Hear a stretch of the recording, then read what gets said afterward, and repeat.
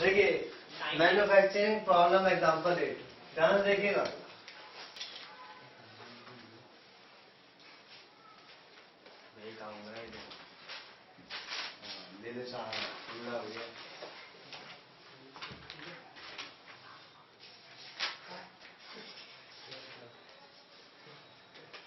In this question, a manufacturing company makes two models, दो models A और B। कोई product है, वो कुछ भी चीज हो सकती है, वो दो मॉडल्स बनाती है और इस बार किसी एक मॉडल को तैयार करने में एक चीज की जरूरत नहीं है, दो अलग अलग चीज की। इसमें लेबर आर्ट दो तरह के हैं, फैब्रिकेटिंग का और फिनिशिंग का। तो जो प्रोडक्ट ए है उसके एक आइटम बनाने के लिए 9 घंटे फैब्रिकेटिंग के लिए चाहिए और 1 घंटा लेबर आवर का फिनिशिंग के लिए चाहिए। और फैब्रिकेटिंग की लेबर अलग होगी, फिनिशिंग की लेबर अलग होगी, वर्कर्स अलग होंगे, तो उनके भी टाइम बाउंड होगा कंपनी में। मतलब मान लो एक आदमी 8 घंटे काम करता है और फिनिशिंग वाले डिपार्टमेंट में 10 लोग काम करते हैं, तो एक दिन में उनके पास कितने घंटे अवेलेबल है? 80। एक आदमी 8 घंटे काम करता है और फैब्रिकेटिंग डिपार्टमेंट 10 लोग काम कर रहे हैं, तो उस कंपनी को एक दिन में फैब्रिकेटिंग के कितने घंटे अवेलेबल है? 80। समझ में आ रहा है? तो हमें ये देखना पड़ेगा कि टाइम अवेलेबिलिटी कितनी है, उसी टाइम के अंदर ये चीजें बननी चाहिए। भैया 8 लोग काम कर रहे हैं, हर किसी के पास 10 घंटे, मतलब 10 घंटे 10 लोग काम करते हैं, 10 लोग काम करते हैं, 8 घंटे काम करते हैं, तो एक दिन में 8 ही घंटे तो काम कर रहा हूँ सबने इकट्ठा। एक आदमी लेबर आर, जब क्वेश्चन में बात होगी तो सारे एक साथ ही काम, अगर बोला जाएगा 1 लेबर आर, तो इसका मतलब एक आदमी का 1 घंटा। एक आदमी हाँ, अब उस चीज को फिनिशिंग करने में सारे एक साथ थोड़ी छुट जाएंगे। कोई चीज आया पेंट करे 10 के 10 थोड़ी छुट जाएगा। तो अगर उसको किसी आइटम को फिनिश करने के लिए 1 लेबर आवर की बात हो रही है, इसका मतलब एक आदमी का 1 घंटा। और 2 लेबर आवर की बात हो रही है तो एक आदमी का 2 घंटा, या ये कहें 2 आदमी का 1 घंटा। नहीं समझ में आया?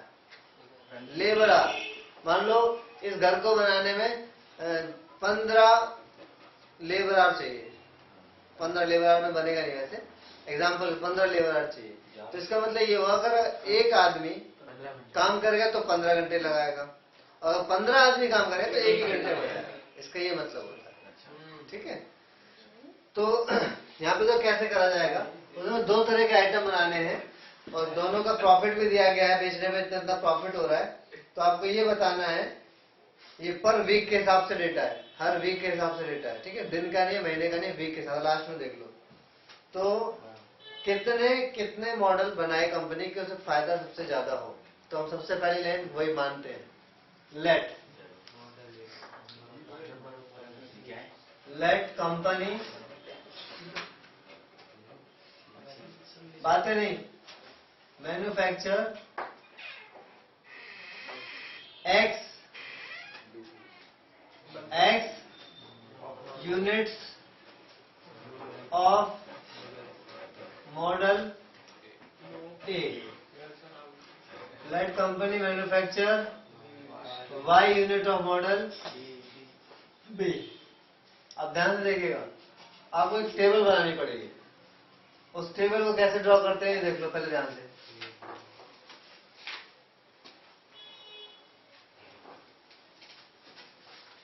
जो आपने लेट किया है वो आप हमेशा इधर लिखेंगे, और 2 ही चीजें होंगी हर क्वेश्चन में, 2 ही चीजें होंगी।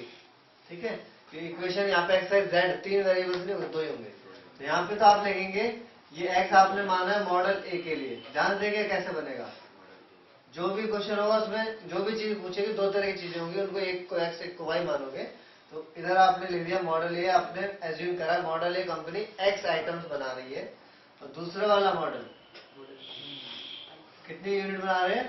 वाई। इनको बनाने के लिए कंपनी में 2 तरह की लेबर की जरूरत पड़ रही है, एक फैब्रिकेटिंग वालों की और फिनिशिंग वालों की।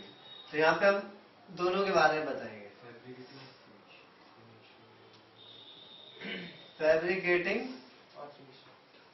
और फिनिशिंग। ओके, और क्वेश्चन को पढ़ के हम ये टेबल भरेंगे। मॉडल ए को फैब्रिकेटिंग के लिए 9 आवर्स की जरूरत है, देखो है ना 9 आवर्स की जरूरत है, और फिनिशिंग के लिए 1 आवर की। इस तरीके से टेबल भरी जाएगी। मॉडल बी की एक यूनिट बनाने के लिए फैब्रिकेटिंग का 12 आवर्स, फिनिशिंग का 3 आवर्स। अब सवाल ये है कि जो फैब्रिकेटिंग और फिनिशिंग है ये भी बाउंड है। लेबर भाई कंपनी में कितने काम को उसी हिसाब से होगा, तो हर वीक अवेलेबिलिटी कितनी है?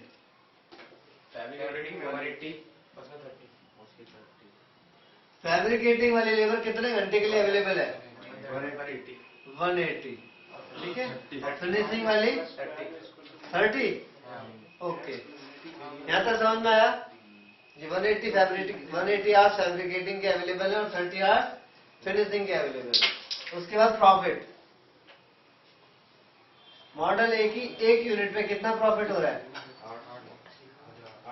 8,000। मॉडल बी की एक यूनिट पे कितना प्रॉफिट हो रहा है? हाँ 12,000। तो प्रॉफिट फंक्शन आपका तैयार हो जाएगा।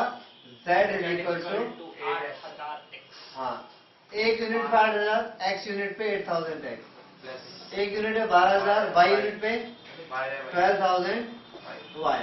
अब ध्यान दीजिए, ये टेबल समझ में आया?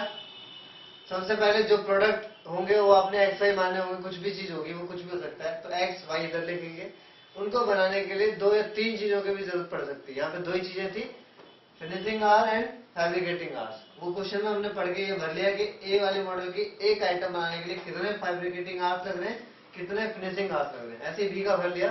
फिर हमने ये जो अलग अलग तरह की स्किल्स लग रही है वो कितने घंटे के लिए कंपनी के पास अवेलेबल है, वो डिपेंड करता है कितने वर्कर काम करते हो। अवेलेबिलिटी ये वाली चीज 180 घंटे के लिए, और ये वाला 30।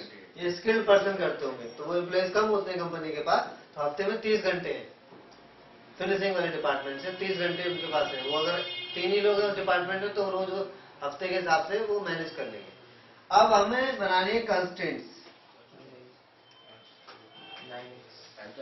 कंस्टेंट सबसे पहले 9x, सबसे पहले नॉन नेगेटिव कंस्टेंट, ये तो हर क्वेश्चन में हो गई होगा। अब ये ध्यान से देखिए, मॉडल ए की एक यूनिट को बनाने के लिए 9 घंटे फैब्रिकेटिंग के लग रहे हैं, तो x यूनिट को बनाने के लिए 9x आवर्स लग जाएंगे। मॉडल बी की फैब्रिकेटिंग में एक यूनिट में 12 लग रहे हैं, तो y में 12 y लगेंगे, और इन दोनों का टोटल 180 से कम ही होना चाहिए। कंपनी के पास 180 घंटे ही फैब्रिकेटिंग वाले हैं, उससे ज्यादा नहीं हो सकती है, तो कम होंगे फिर इक्वल होंगे। तो पहली इक्वेशन आपकी तैयार हुई, 9x plus 12y less than equal to 180, ठीक है। ये 3 से डिवाइड कर लो, डिवाइड बाई 3, तो हो जाएगा 3x 4y less than equal to 60, okay. अब इसके आप पॉइंट्स निकाल लो।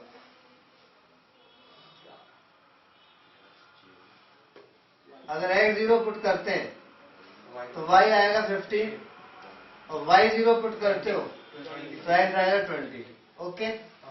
सेकंड बताओ, x प्लस 3y समझ में आ रहा है ना? इसकी एक यूनिट में 1 घंटा लग रहा है, x यूनिट में 1 घंटे लगेंगे फैब्रिक फिनिशिंग वाले।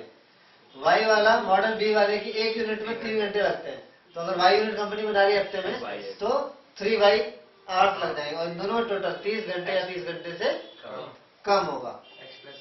तो x plus 3y less than equal to 30, इसके भी पॉइंट बना लेते हैं। x 0 y 10, y 0 x 30, okay. अब हमें बनाना है ग्राफ, तो ग्राफ देखो कैसे बनेगा। 0 10 10 के पार्टीशन ले लें, 10 20 30, 10 20 30 x y। अब यहाँ पे देखिए ध्यान से, बातें नहीं, 0 15 ये रहा, ठीक है। 20 0 ये रहा, इसको हमने ड्रॉ कर लिया, इस पे लिख दिया लाइन की इक्वेशन। लाइन की इक्वेशन है 9x plus 12y is equal to आएगा, यहाँ पे लेस और ग्रेटर नहीं लिखते, पता है ना। अच्छा, 0 10 और 30 0, ये है x plus 3y is equal to 30। दोनों में ओरिजिन पुट करोगे तो टुवर्ड्स ओरिजिन की सेटिंग आएगी, क्योंकि दोनों लेस देन है और x greater than y greater than 0। तुम्हारा आंसर कौन सा होगा? ये होगा। अब उसके लिए कॉर्नर पॉइंट पता लगाना पड़ेगा। मैंने तो ऐसे ही बनाया, तो हम जरा इसको सॉल्व करके पता लगा लें क्या आएगा। देखो यहाँ पे 3 इंटू कर लो, 3x 9y, ये 3 कैंसिल होगा तो -5y -90 -40 है ना, 90 है ना, 30 होगा तो कितना आएगा? 6 y6 तो x 12, ठीक है ना। इसको सॉल्व करोगे तो 12x 12 आएगा और y 6 आएगा। तो ये मैंने हाथ से बनाया, थोड़ा ये इधर हो रहा है। 12 का मतलब ये इधर होगा और 6, ठीक है। 10 से नीचे आ रहा है, लेकिन यहाँ से पता नहीं चल रहा, ग्राफ पे भी शायद ना पता चले, तो आपके पास दूसरा तरीका क्या है, दोनों लाइन को सॉल्व कर लो, ये पॉइंट पता चल जाए। क्योंकि जनरली मैंने बताया यही पॉइंट आंसर होगा, यही पॉइंट आंसर होगा। ये हमारा ग्राफ बन गया। ओके, आप क्या बनाएंगे? कॉर्नर पॉइंट टेबल, ठीक है। तो कॉर्नर पॉइंट टेबल लिखेंगे, कॉर्नर पॉइंट टेबल। यहाँ पे आएगा पॉइंट्स और यहाँ पे आएगा z, ऑब्जेक्टिव फंक्शन, जो कि हमें मैक्सिमाइज करना है। 8000x plus 12000y। तो पॉइंट है 0 0, एक ये है 0 10, एक ये है 20 0 और एक है 12 6। तो 0 0 पुट करेंगे तो 0 0 10, ये 0 10, तो 1,20,000। ओके, नहीं हाँ ठीक है, 20 0 तो 0 0 0 0 1,60,000। बट 12 6 लेंगे तो 12 8 96,000 और 72,000। 96 और 72 कितने होंगे? 1,68,000। ओके, तो हमें पता लगाना था मैक्सिमम। तो मैक्सिमम आपको किस पॉइंट पे मिल रहा है? 12 6 पे। तो लास्ट में आपसे पूछा क्या था, उस कंपनी को हर हफ्ते दोनों तरह के मॉडल कितने कितने बनाने चाहिए ताकि कंपनी को सबसे ज्यादा प्रॉफिट हो, और ये बताओ सबसे ज्यादा प्रॉफिट कितना होगा। आंसर ये है, company should manufacture 12 units of model A and 6 unit of model B in order to get maximum profit of rupees 1,68,000। ये होगी लास्ट की लाइन, ठीक है। लास्ट की लाइन में यहाँ पे लिख देता हूँ, the company should manufacture 12 units of